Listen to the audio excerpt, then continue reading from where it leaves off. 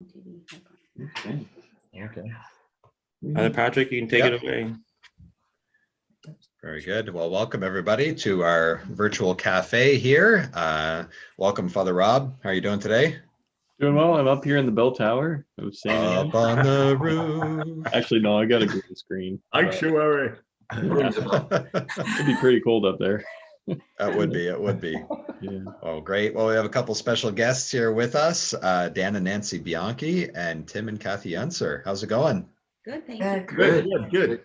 Good, wonderful. So, yeah, this week we're kind of welcoming a few guests here to talk about a great new initiative that we launched in our parish communities just prior to the pandemic kind of coming out in February, was Witness to Love Marriage Preparation initiative here in our parish communities of St. Jerome, St. Anne, and the Good Shepherd parishes. So it's a great way to kind of speak about marriage preparation and then this new initiative that will be implemented in our family of parishes as well this weekend. So shout out to everybody who's joining us so far. Denise, Donna, Claudette, Kim is with us. So that's awesome.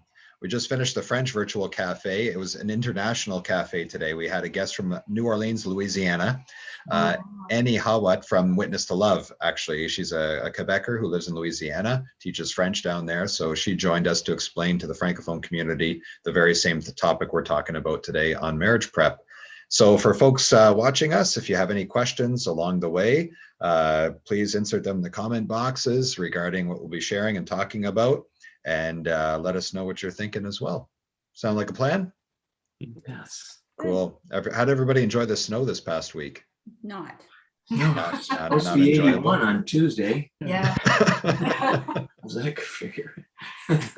Yeah, it was quite something for sure. Yeah. What a surprise. That's great. Before we delve into the topic too today, just a reminder to everybody, we have bingo coming up next Saturday, May 1st. So get ready. It's full contact bingo amongst the priests here and stuff usually, because everybody's trying to win and get the full card and the prizes along the way. So this Saturday evening, May 1st, join us online in this kind of third lockdown right now for some time for fun and socializing online with bingo. So this is coming up. Helmets required. Screen near you. So what I like to do is just give a little background of where we've been with marriage prep in the last little while. For years, marriage prep happened really in the homes.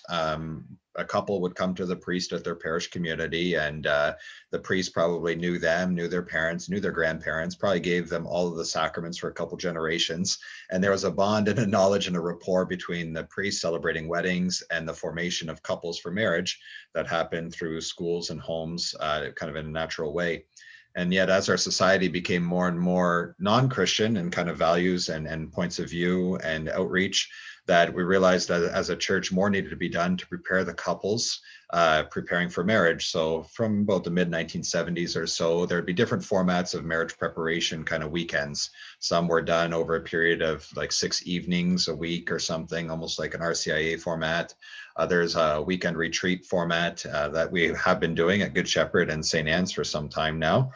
And as of lately, and since Pope John Paul II, Pope Benedict, and Pope Francis have really been calling us as a church to rethink how we journey with couples and prepare them for sacramental marriage, which is not a contract, which is a covenant of love, and is meaning a couple stating that they want to reflect the love of God in their life.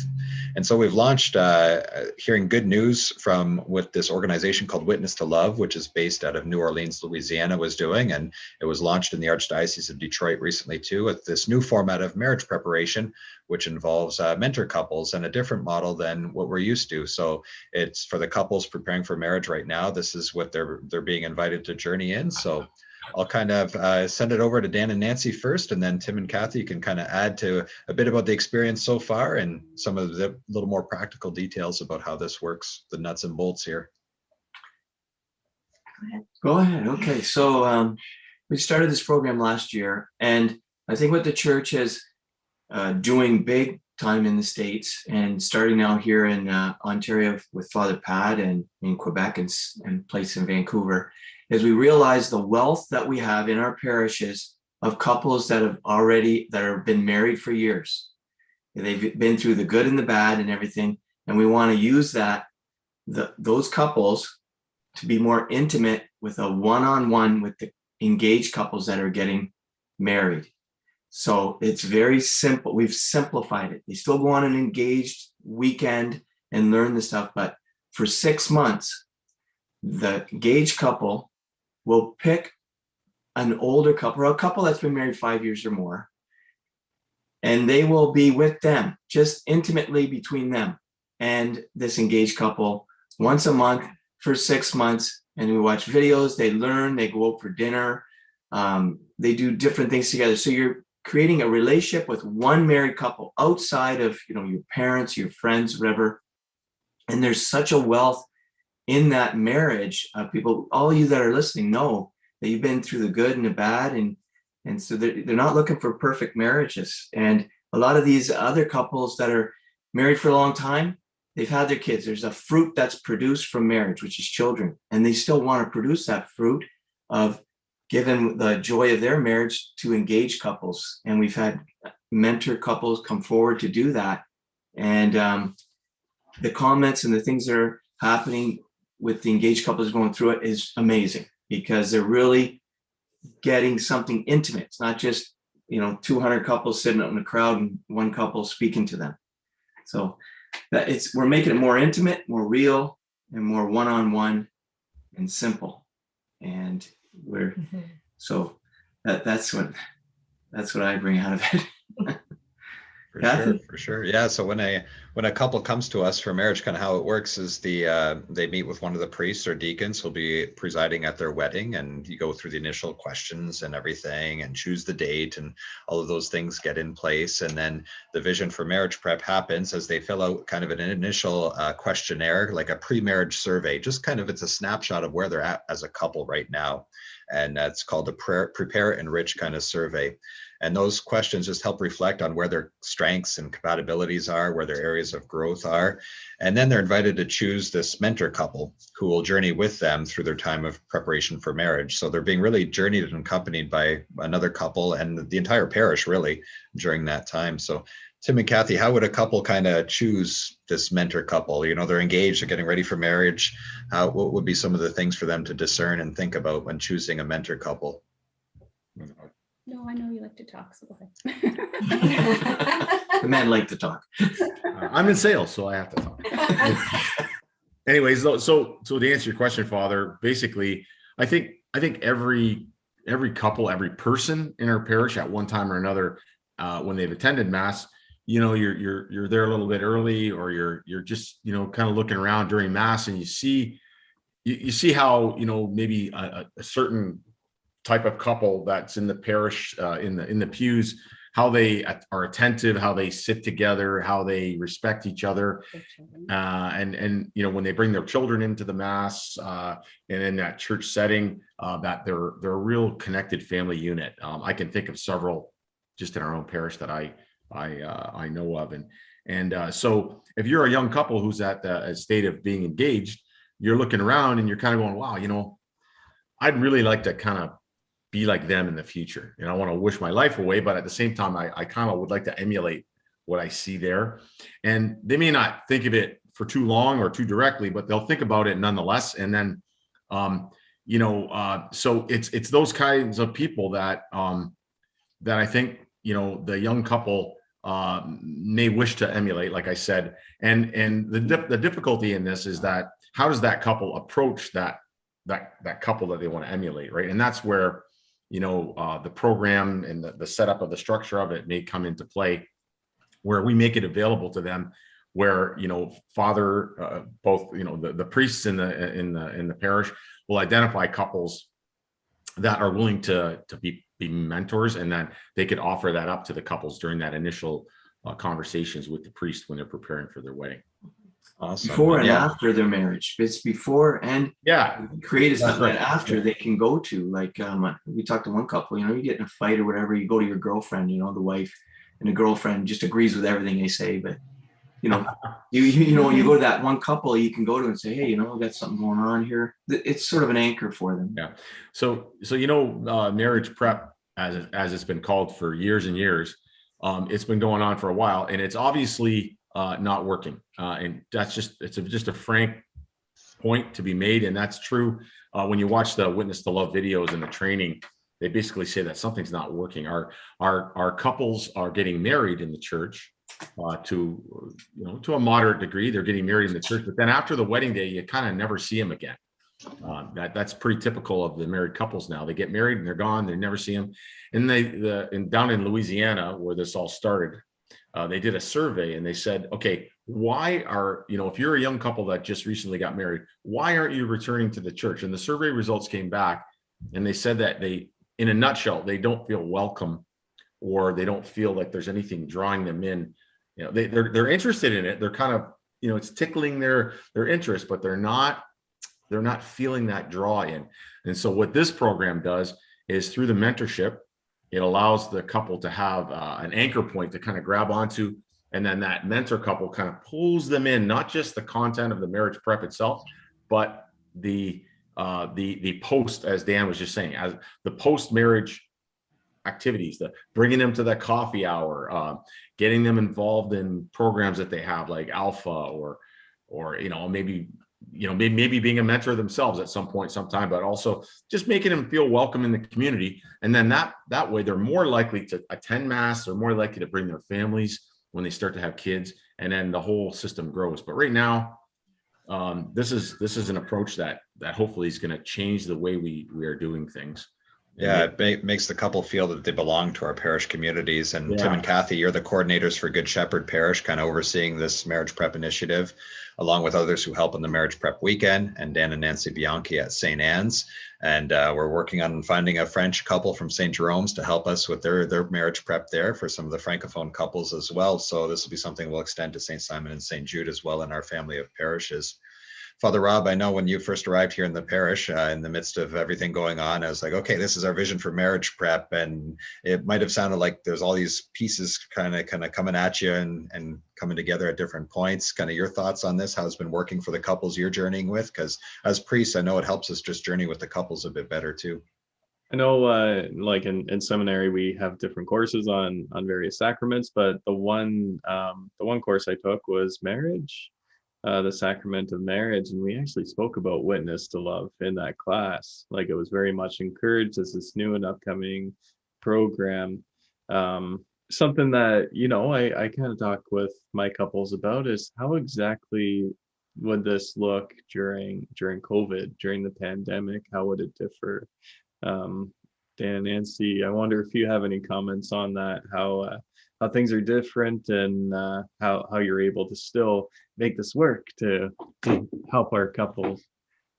Well, it is it's still possible, and there's still a relationship being built up online. We're mentoring one couple right now, and despite the fact that with our couple before, we went to a restaurant together, we ate, and then from there we said, hey, want to step by the church for adoration? They don't know anything about adoration, this couple, but they thought that'd be good. I said, it's a good chance to see, where you're getting married, walking up the aisle, and think about your vows. It was good. So we're kind of losing that little area of it, the one-on-one. But before this complete shutdown, we could still go to mass with them, like ask them if they want to come to mass, which is a biggie, right, because lots of them aren't going to mass. So this is a big evangelization thing. It's not like we're going out in the streets to get to them. They're coming to us to get married, and then we can give them the, propose but not impose the faith in this journey with them, which is really interesting. But it's still plowing too, because these kids, they want something solid. They're coming because they want to stay married, and they feel good even online that they're doing something on the course. We watch videos together online. We share our screen. Zoom is so easy, kids in grade 3 know it better than us, right? So it's working. There's not a couple out there that hasn't figured out something. If their wife can't do it, we do it. And yeah, it's pretty amazing. And I'm saving a lot of gas. We're not driving around.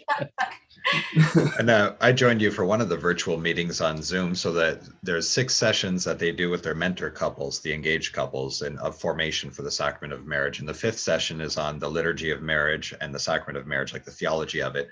And so the priest is invited now, and outside of pandemic times, we'd be able to gather and have a meal together and talk, get to know one another better too, as we're celebrating their weddings. but we were able to kind of have a Zoom call with one of the couples on the fifth session and talk about the theology of marriage and everything. And it went very well, even though it was online. It was a good time for me to connect with the couple and hear from them. They had tons of questions. It was like rapid fire round with Father Patrick for a while, and but it was a lot of fun. I enjoyed it. Oh, that's good. Good. Yeah. One of the things that I really enjoyed so far is just seeing the growth.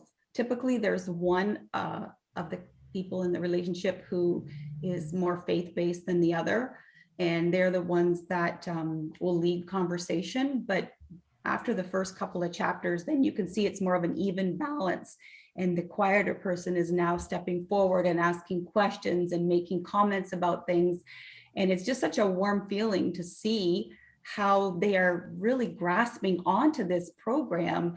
And it wouldn't be that way in a large group setting, but when you have the mentors, and it's just the two couples together, they're more open to asking you questions that they may be ashamed to ask in a large group setting, or, you know. Yeah. So Tim and I really get a thrill out of that, to see them growing along as they come, and there's so much laughter and fun and a sharing of both experiences. And not only are they growing by watching our relationship, but we're growing in seeing all the things that they're going through. And it's helping us to figure out our own little problems and how to better describe what our relationship has been like in our married life of 34 years. Mm-hmm. So that's a real joy for us. It's great. And Tim and I love to touch base with the mentor couples and chill with them over Zoom and get to know them a little bit better. And we also meet the engaged couples over Zoom, and then we just say, okay, guys, go to it. And we're always open for any questions or concerns from either the mentor couple or the engaged couple. They know that they can call us or text us or email us or Zoom us or whatever they want. And it's just been great. There's never been a time where we've said, okay, end this conversation where the screen is just not full of smiles. Everybody's always happy and smiling and thank you so much. And this is so exciting. When can we get started? And it's just really, really nice to see.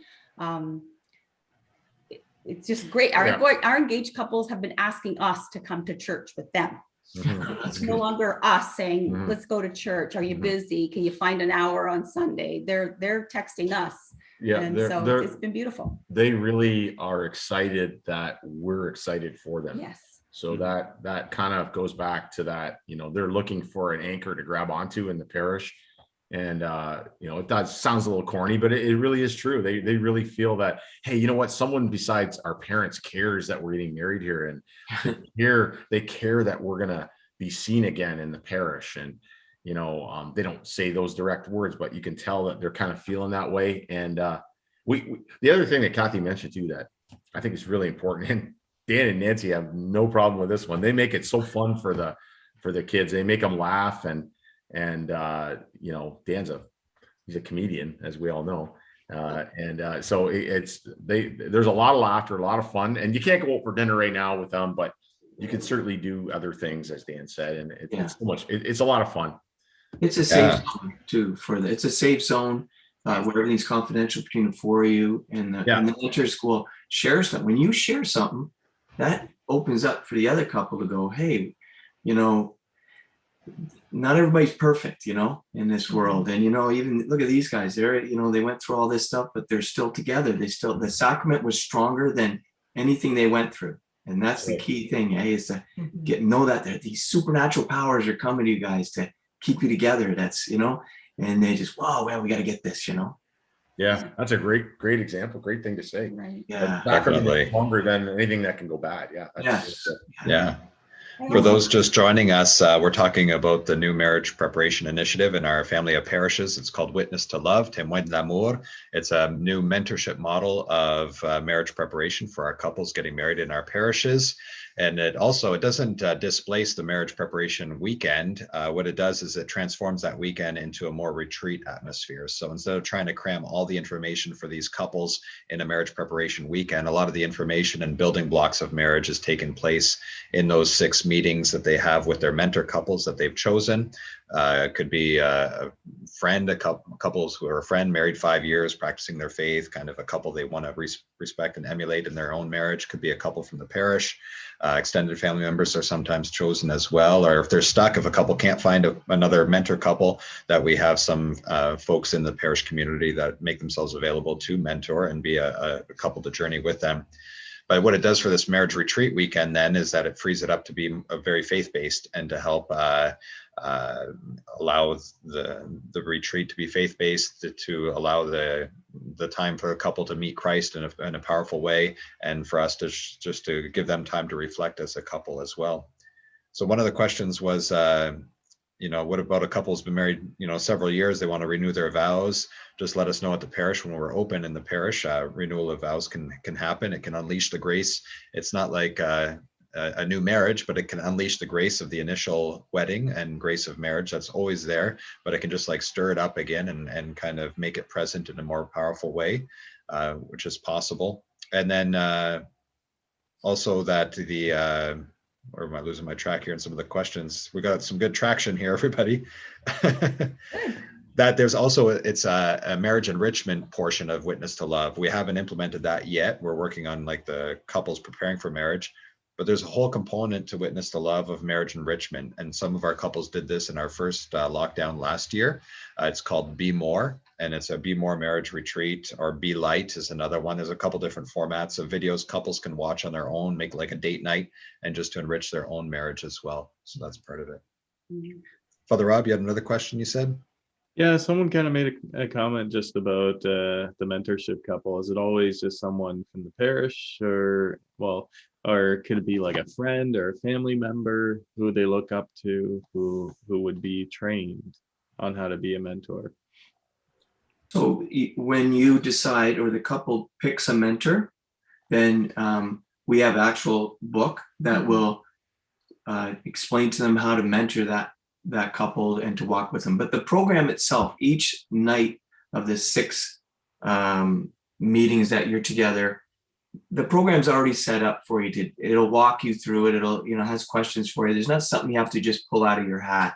And but there is a little book that's very simplified. It helps you to mentor. The mentor couples can come from either the couple can find them, or then we can try to help them out with picking a mentor couple for them somehow. And if we don't actually pick it for them, we say, here's a few couples, which one would you like? And so it's always their choice what they want to do. And but as far as if you were thinking about mentoring, or someone's asked you in the parish, asked you to mentor, don't worry. It's like you're going through the program with them. You're going to learn right from ground zero up with them, from meeting one all the way through. It's almost like you're getting married again too.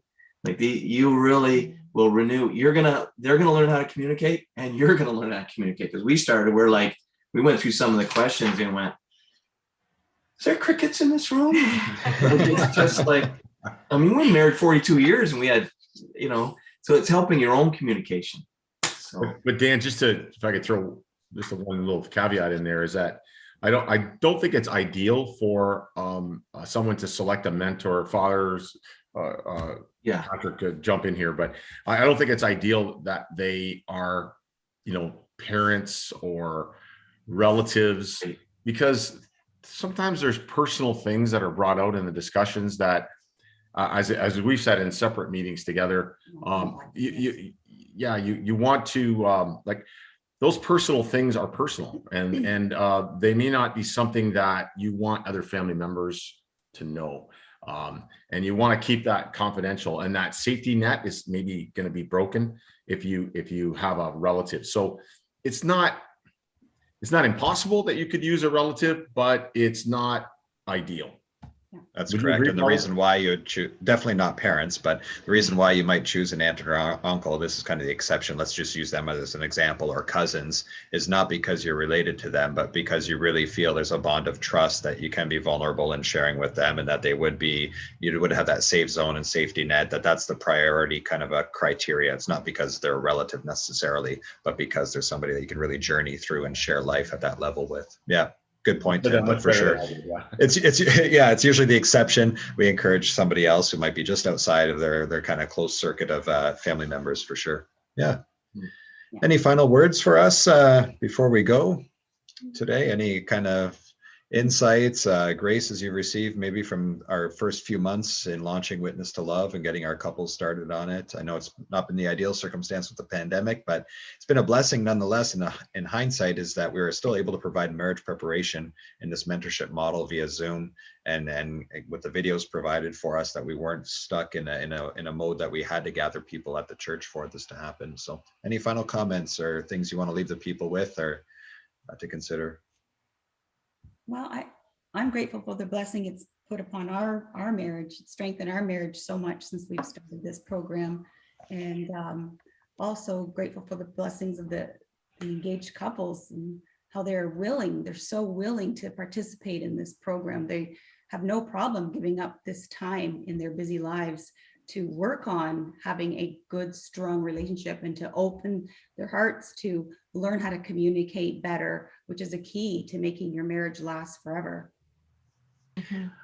I would say that to married couples out there, you think of the enduring value of just one good marriage and how that affects so many lives throughout in the community and everything else. And if either Tim and Kathy or Nancy or me, somebody approaches you and says, I think you might be a good for a mentor couple, to a couple's looking for someone that they can't really find anybody. But, you think about that, how your marriage a good marriage or even a struggling, like you're working at your marriage, it can really affect a lot of other people. You have there's a wealth in our marriages, in our parishes, that we want to give to these young couples.